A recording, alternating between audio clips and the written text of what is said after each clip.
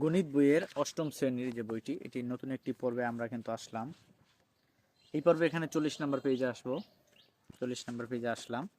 আসার পরে আমরা এখানে দেখতে পাচ্ছি রাস্তা সহ বাগানের দৈর্ঘ্য 21 কিলোমিটার। এটা কিন্তু আগের ক্লাসে পড়েছিলাম। আজকে আমরা উদাহরণ 12, 40 মিটার দৈর্ঘ্য দেখতে পাচ্ছেন এবং 30 মিটার প্রস্থ বিশিষ্ট একটি মাঠের ঠিক মাঝে আড়াআড়িভাবে 1.5 মিটার প্রশস্ত দুইটি রাস্তা আছে। রাস্তা দুটির মোট ক্ষেত্রফল কত? এটি কিন্তু আর কি বের করতে বলছে। ঠিক আছে, সমাধান কি লাগছে? দৈর্ঘ্য বরাবর রাস্তাটির ক্ষেত্রফল 40 × 15 বর্গমিটার।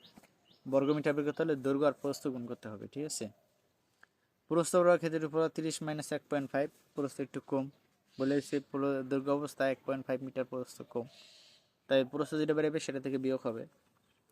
তারপরে কিন্তু আমাদের অতএব রাস্তাদের ক্ষেত্রফল ওই দুইটা যোগ করে দিলে কিন্তু আমাদের বের হয়ে যাবে। ঠিক আছে, ভেরি সিম্পল। এই ছিল আজকের আলোচনা। পরবর্তী আলোচনা পেতে হলে চ্যানেলটিকে সাবস্ক্রাইবের সাথেই থাকতে হবে। ধন্যবাদ সবাইকে।